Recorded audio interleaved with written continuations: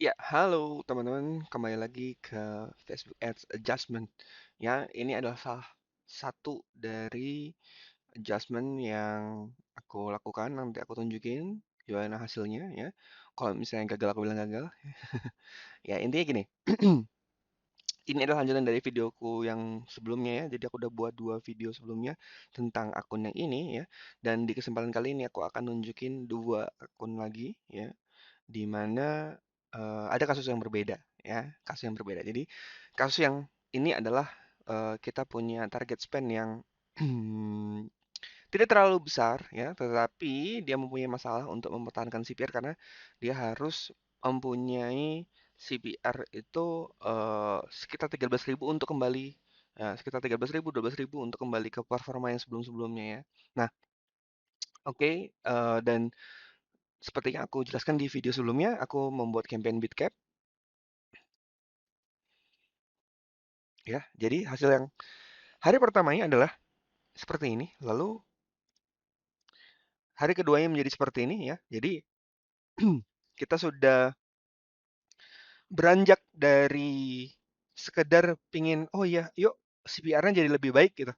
Tapi kita pingin spend-nya juga lebih baik ya, karena targetnya adalah 3 juta per hari. Jadi ini sebenarnya masih kurang kan? Ya, sekarang baru 800.000 dan kita bisa lihat dari sini CPR-nya meningkat ya. Nah, aku akan tunjukkan lagi apa perubahan yang aku lakukan.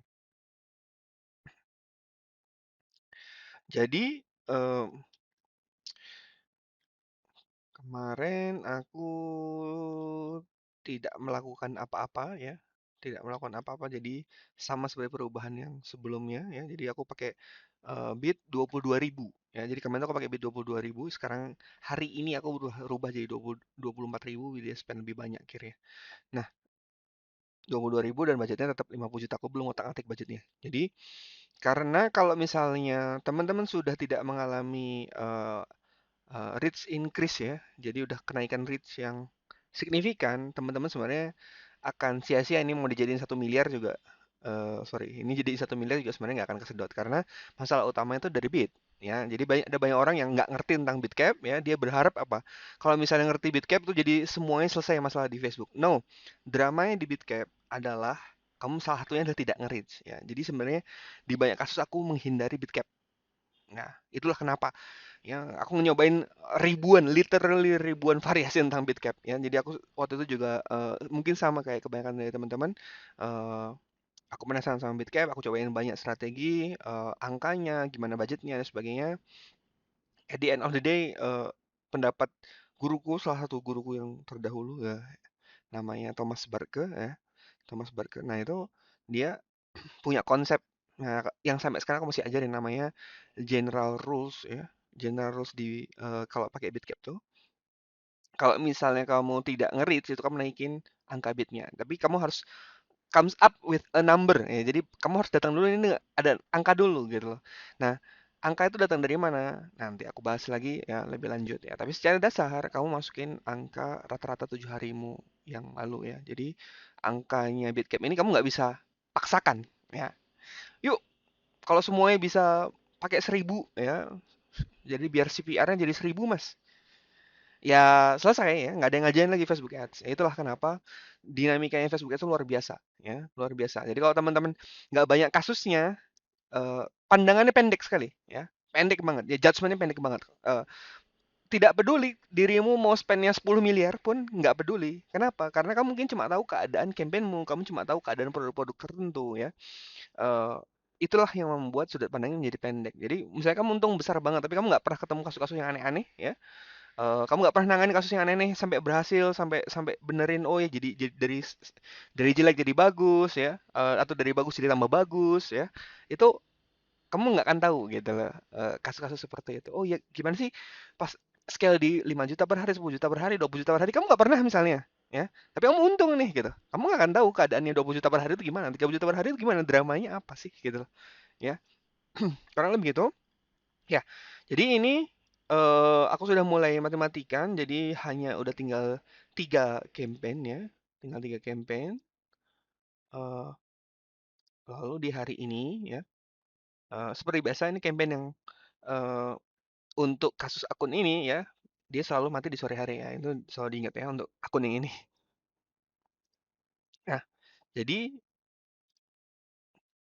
ada satu yang dia tidak menghasilkan hasil ya, aku putusin dia, udah mati aja sekalian ya, dikarenakan kemarin pun dia juga ya jelek banget ya, 66.000 ya.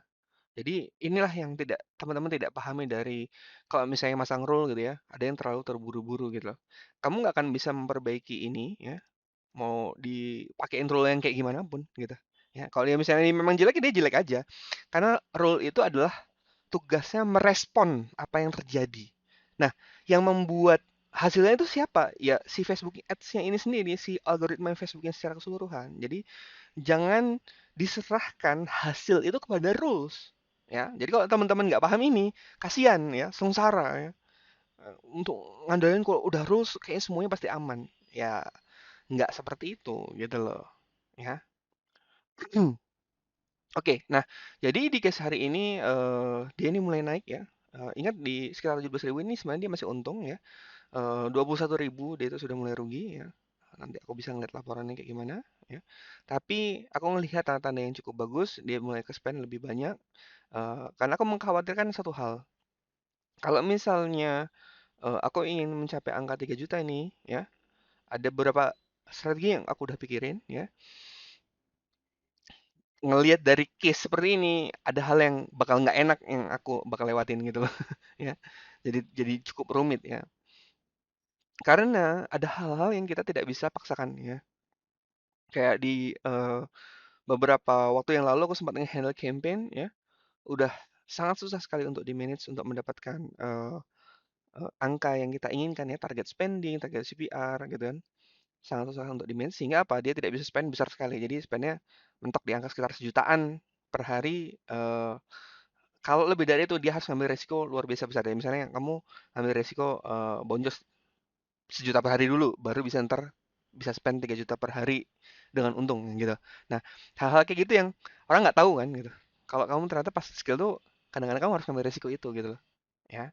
Nah, kalau dia nggak mau ngelewatin itu ya dia akan stuck di situ. Ada juga yang, oh kamu harus ngerubah sampai ke flow di landing page loh. Nah, kan itu kapan? Terus kalau misalnya mau ngerubah apa dulu nih gitu. Best practice-nya apa sih gitu. Apakah langsung melakukan perubahan dari WhatsApp ke form, form ke WhatsApp. Nah, gitu kan ada orang yang kepikirannya paling paling pendek kan itu kan sebenarnya. Ya, paling sederhana itulah cara berpikirnya. Nah, oke, aku nggak bilang itu salah ya. Eh, tapi berhati-hatilah merubah sesuatu yang jelas sudah untung. Kamu harus tahu persis kemana gitu. Kalau dirimu melihat aku merubah dengan cepat, jangan ditiru aku persis karena apa? Aku mengerti apa yang aku hit ya. Tapi inilah yang aku ingin pahamkan ke teman-teman saat melakukan adjustment. Jadi, nanti setelah teman-teman melihat banyak kasus, ya, melihat aku ngasih penjelasan berkali-kali lebih banyak, nanti teman-teman akan lebih paham. Gimana cara aku ngelihat eh, campaign adjustment ini, ya, Facebook Ads adjustment ini. Jadi jangan buru-buru untuk langsung automation dan sebagainya gitu loh, ya. Ini kalau misalnya aku pakai automation, misalnya aku targetin pakai amount spend 13.000, ya. Terus kalau nggak ada result, misalnya dia langsung dimatiin. Ini udah mati dari tadi pagi dan nggak jalan, ya. Ini udah mati dari pagi dan nggak jalan. Aku nggak tahu sebenarnya dia ini fullnya bakal berapa sih angka angka cost per resultnya, ya. Full spendnya sampai jam 4 sore itu bakal berapa sih gitu. Aku nggak bakal tahu gitu loh, ya. Karena aku terburu-buru semuanya. eh, Cara berpikirnya adalah terlalu, oh ini potong, potong cepat, potong cepat, potong cepat. Cara seperti ini tuh eh, menurut aku ya, itu dilakukannya di era sebelum CBO ya, sebelum campaign budget optimization ya. Bahkan salah satu muridku dulu yang sempat spend kayak 30 atau 50 juta per hari ya, pas mereka melakukan strategi-strategi dan mereka sangat proficient sama rules gitu. Aku tahu persis bahwa pas mereka mendapatkan angka yang mereka inginkan itu bukan bukan gagal rulesnya, tapi gagal bid cap gitu. Nah, nah jadi hati-hati gitu loh, ngejudge eh, terlalu pendek lah, terlalu sempit gitu cara pandangnya. Ya, nah jadi terus apa yang akan aku lakuin ya? Jadi yang tadi pagi aku merubah ini menjadi 24.000 ya. Coba aku cek. Oh, tadi siang bahkan. Ya, tadi siang. Ya, tadi siang nih berarti jam 1 ya. Ini aku rubah jadi 24.000, dia spend lebih cepat. Jadi besok berarti dia bakal spend lebih cepat lagi kan, dari pagi total dia bakal pakai 24.000. Aku pengen lihat dia sampai sejauh apa. Nah, kalau misalnya teman-teman juga memahami ada yang namanya eh, weekend sama weekdays itu berbeda ya. Makanya kalau teman-teman benar-benar mengamati dan punya banyak sekali data ya, Jumat sampai Minggu itu ada kecenderungan data iklan itu menjadi lebih jelek ya. Ini eh, aku nggak bisa nunjukin seluruh dataku yang pernah aku lihat gitu ya. Tapi aku tahu bahwa ini benar gitu loh. Jadi namanya kecenderungan ya, bukan, kalau teman-teman paham namanya kecenderungan itu seperti ini loh. Lebih sering terjadi.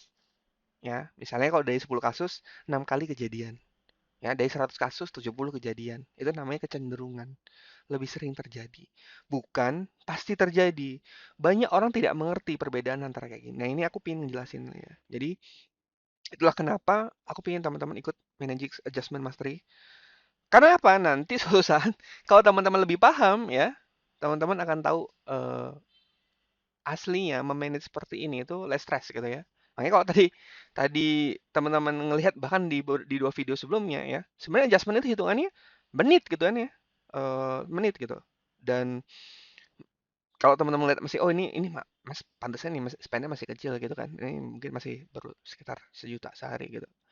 Ya, nanti aku tunjukin gitu loh, bahwa pas kamu mengelola 1 juta sehari, sama kamu mengelola kayak 5, 10 juta sehari, aslinya bukan spendingnya yang jadi bermasalah, tapi difficulty dari si campaign itu, ya. Jadi aku tunjukin ke campaign-campaign berikutnya, ya. Campaign ini jauh lebih besar, ya. Teman-teman bisa lihat ini 7 juta sehari, ya. Ini pertama kali aku sentuh, ya. Aku akan lihatin belakangnya, ya. Oke ya, teman-teman paham ini spendnya kurang lebih segini ya. Oke,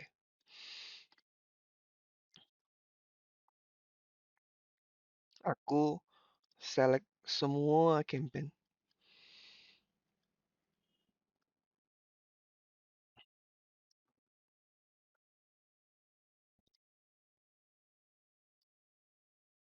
Oke, teman-teman lihat misalnya ya, 14.700 ini spend kurang lebih segini. Besoknya aku melakukan adjustment. Cost per nya naik dikit. Jadi kalau di persentase itu bahkan di bawah 10% naiknya. Spendnya 19 juta. Ini gampang ya. Jadi kalau misalnya aku megang campaign ya, aku tahu persis, oh ini mah cincai. Nah, dan memang benar, langsung tadinya ini ada profit yang sempat drop. Ya, bahkan memang sebelumnya pun pernah nyentuh kayak angka di atas 10 juta per hari, habis dia sempat drop. Nah, akhirnya mereka mulai kembali lagi ke track, mulai nih ada angka-angka lagi 10 juta per hari, ada. Mulai di start dari ini 9 juta net profit, habis itu 9 juta net profit dan seterusnya dan seterusnya. Jadi kalau kita ngomongin bahkan di segi omset ya, ini on the track udah hampir 1 M sebulan ya. Nggak on the track lah, on the track ya. Kalau misalnya kita tahu, karena hampir 30 juta per hari, itu kalau ngomongin omset. Cuma aku nggak suka ngomongin omset gitu loh. At the end of the day, kamu omsetmu 100 juta, kalau misalnya profitmu cuma 1 juta sehari kan repot ya. Makanya kalau di managing aku suka menekankan itu gitu loh. Eh, Omset sebenarnya ya buat gaya aja gitu loh. Gak bisa dimakan gitu kan. Nah, terus ya, terus aku ya, teman-teman bisa ngeliat tidak ada yang benar-benar berubah. Spendnya tetap kurang lebih eh sekitar itu ya. Dan CPR-nya pun teman-teman bisa ngelihat. Nah, di sini dia mulai naik. Ini berarti lihat ya, Jumat. Ini normal sebenarnya. Makanya kalau ada banyak orang, oh panik nih. Wah, nanti gimana kalau dia naik terus? Santai, santai ya. Santai. Nah, hari ini belum beres. Jadi eh, intinya kita tahu bahwa ini campaign-nya sudah menguntungkan. Kita berusaha selalu melakukan perubahan yang menunjukkan dia bahwa lebih baik. Seandainya kita lepas total ini dan kita tidak lihat seminggu, kita tahu persis bahwa campaign ini akan berjalan kurang lebih seperti ini gitu loh. Ya. Why? Ya karena kita sudah melakukan optimasi-optimasi. Salah satunya juga seperti, eee, nurunin budget dan sebagainya. Jadi hal yang aku lakukan di sini ada banyak banget ya sebenarnya, banyak banget tuh maksudnya perubahannya nggak sesederhana, yang campaign yang, akun yang satunya ya, karena yang di sini itu, jumlah campaign-nya pun dia cukup banyak ya. Nah, aku tunjukin, ingat ya tadi kan tadi ada tanggal 5 ini ada 71 campaign ya. Nah, di tanggal 6 tuh sebenarnya udah tinggal dikit yang nyala. Aku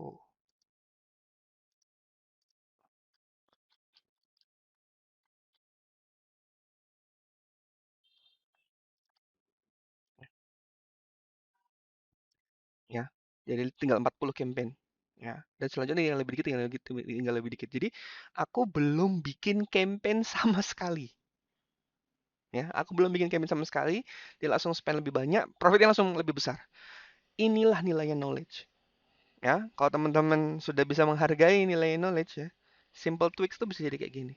Nah, jadi begitu aku pegang ini, langsung ekstra sekian gitu kan. Saya 5 ekstra 5 juta per hari kali 5 ya, 25 juta. Oh, net bersih ya. Jadi itulah knowledge. Nanti kalau teman-teman punya ya, teman-teman punya eh, hal-hal seperti itu bakal lebih sering terjadi ya. Lebih sering terjadi bahkan eh ya hati-hatinya bahkan kalau begitu udah terlalu jago agak menganggap remeh terhadap uang itu sendiri gitu loh. Nah, tapi aku pengen teman-teman banyak yang bisa ya, karena nanti teman-teman bakal tahu nilainya Managix ya, kenapa Managix itu bagus dan sebagainya. Ya, karena memahami sudut pandangku ya terhadap suatu campaign. Aku agak susah untuk tidak memakai Managix lagi dalam membuat campaign ya. Jadi hampir semua campaign yang ada di sini ya, ini kalau udah lihat dari namingnya ini udah jelas dibuat pakai Managix ya. Ya, jadi hal apa yang aku benar-benar rubah di sini? Aku pertama mematikan rules-nya. Jadi sebenarnya strategi yang ada di sini itu tidak boleh memakai rules tertentu. Jadi eh, dia melakukan dua strategi yang aku sarankan. Ya, jadi aku punya dua jurus scaling, dia melakukan dua-duanya. Ya, yang satunya itu memang harusnya memakai rule yang strict, satunya itu tidak. Ya, dan ini karena dilakukan di dua-duanya dalam satu waktu bersamaan, ya, eee, dia mengganggu campaign yang besarnya, ya. Jadi kalau kita ngeliat di sini, campaign yang besarnya itu ada satu, yaitu di saat dia memakai budget 10 juta pada satu campaign ini. Nah, lihat, campaign besarnya cuma segini, ya. Lihat, ya 900.000. Kenapa tidak bisa lebih, ya? Karena ini pasti kena rules. Nah, itu lagi-lagi, dia membunuh potensi dari si campaign ini. Ya. Karena aslinya strategi yang ini itu tidak boleh pakai rules yang buat strategi yang satunya. Itulah kenapa pendekatan itu penting banget. Begitu kamu pakai pendekatan campur-campur, aku paling benci itu. Ya, ini masih oke lah sederhana. Ya, tapi kalau aku udah ngeliat banyak sekali campaign eh dan saat mereka mengeluh tentang campaign itu, aku juga sendiri bingung. Ini kenapa orang tidak punya pola gitu kan? Jadi campaign satu, campaign dua, campaign tiga itu jurusnya beda semua. Jumlah assetnya beda, jumlah ad-nya beda, ya. Eh, ad kreatif yang berbeda, ada yang fanpage yang beda, ada yang landing page yang berbeda. Hati-hati asal cuma bikin banyak gitu loh, ya. Kalau cuma bikin banyak, anak kecil juga tahu gitu loh, ya. Anak kecil juga tahu, kamu asal bikin banyak nih, scale tuh banyak gitu. Yes, itu bisa berhasil, iya. Kalau ada masalah ngetesnya susah banget. Ya, makanya aku memikirkan kalau misalnya bikin game itu ntar kalau ntar ada masalah gimana ngetrace-nya. Ya, makanya sesederhana mungkin. Ya, sederhana mungkin. Oh, mungkin nggak. Jadi kayak ada banyak orang bilang, oh nggak mungkin nih spend yang gede-gede dalam satu akun. Sebenarnya hasil kayak gini 10 juta per hari, 20 juta per hari satu akun, 30 juta per hari itu banyak banget dilakukan ya. Dan aku personally bisa megang akun-akun itu gitu loh. Dan my best record adalah 200 juta per hari gitu loh. Aku tahu bahwa itu bisa dilakuin dalam satu account gitu loh. Ya, di lokal ya. Kita ngomongin di lokal. Kalau di luar mungkin angka-angka seperti itu ada banyak yang sudah bisa nge-break ya. Uh, itu sekilas ya. Lalu yang berikutnya ya, di sini adalah orang yang bermasalah dengan CPR lagi ya. Jadi CPR-nya rising ya, terus naik. Dan sebenarnya span-nya dia udah juga termasuk cukup bagus ya. Aku tunjukin. Sama pendekatanku adalah aku berusaha nge-manage campaign yang ada. Dan begitu aku berusaha manage campaign yang ada, aku bakal tahu tingkat kesulitannya si akun ini kayak gimana ya. Jadi, oh ya, ini hal yang aku benci ya. Salah satu yang aku benci adalah di sini ya.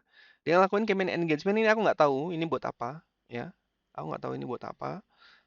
Banyak orang juga melakukan kayak engagement, brand awareness, reach. Dia tuh cuma sekedar ada gitu loh. Ya, jadi wah nanti siapa tahu ntar brandnya jadi naik dan sebagainya. Tapi sebenarnya mereka nggak benar-benar tahu itu impactnya ke sales apa sih, ke profit apa nggak benar-benar tahu gitu. Nggak ada atribusinya yang di track dengan jelas. Ya, toh kalau misalnya ada, apakah benar ROI-nya sebagus itu gitu loh. Ya, jadi kalau misalnya kita nggak benar-benar paham cara nge-tracknya, lebih baik kita berpikir secara simpel gitu loh. Jadi kita nggak cuma membuat campaign itu sekedar ada, ya. Dan ini yang salah satu yang aku bilang, ya. Pendekatannya terlalu banyak di dalam sini, dari nama-namanya udah aneh-aneh di sini, ya. Ini tuh sudah berbagai jurus, ya. Intinya orang-orang di sini aku ngoloknya adalah kamu tuh orang kebanyakan belajar, ya. Kebanyakan belajar. Kalau kebanyakan belajar, oh jurus semua guru tuh dipakai di sini, gitu loh, ya.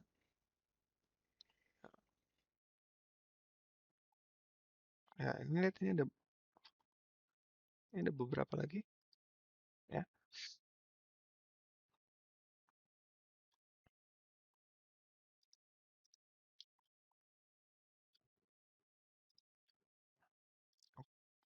Atau aja.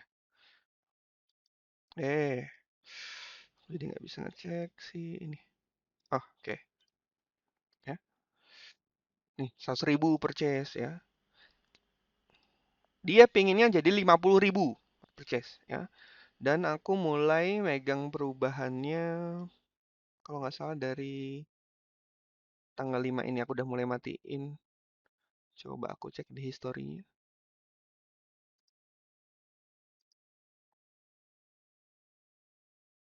Oh, belum. 6, 7.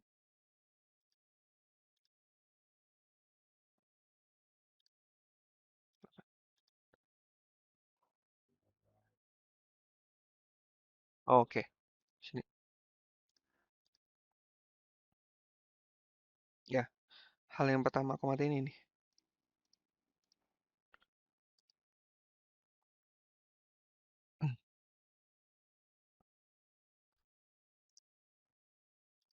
Tanggal 8 berarti.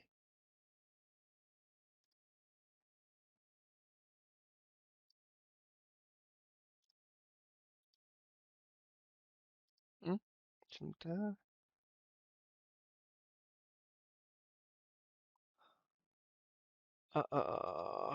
Campaigns.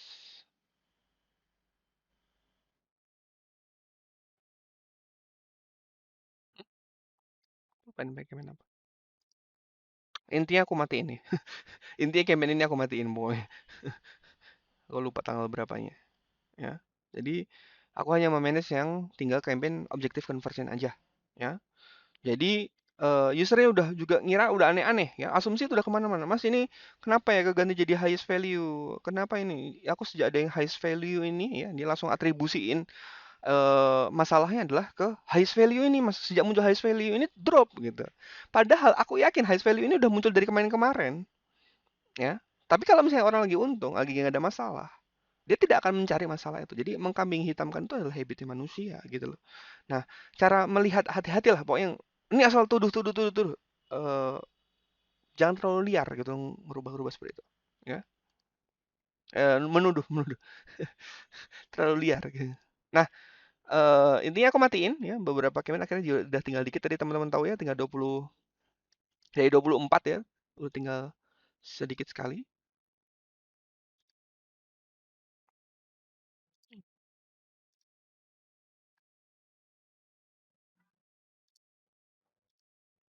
Ini aku terus turunin, turunin, turunin. Kenapa aku terus matiin ya? Jadi aku selalu menganggap gini, kalau campaign itu sudah tidak manageable, lebih baik dia mati aja sekalian, ya. Lebih baik dia mati aja sekalian. Jadi aku lebih baik bersih-bersih aja sekalian. Jadi aku nggak ada sayang-sayang sama campaign. Jadi ada banyak orang yang oh terlalu takut ini ngerubah yang segala macam. Enggak, kalau kamu perubahan kamu tepat, kamu harusnya berani untuk itu, ya. Tapi kalau kamu perubahan kamu ngelakuin yang salah, misalnya ini udah jelek nih, kamu naikin budgetnya jadi 10 juta, ya bodoh itu namanya, ya. Ya itu malah bunuh bunuh kamu sendiri ya. Ya akhirnya ini sudah mulai dapat itu di sini.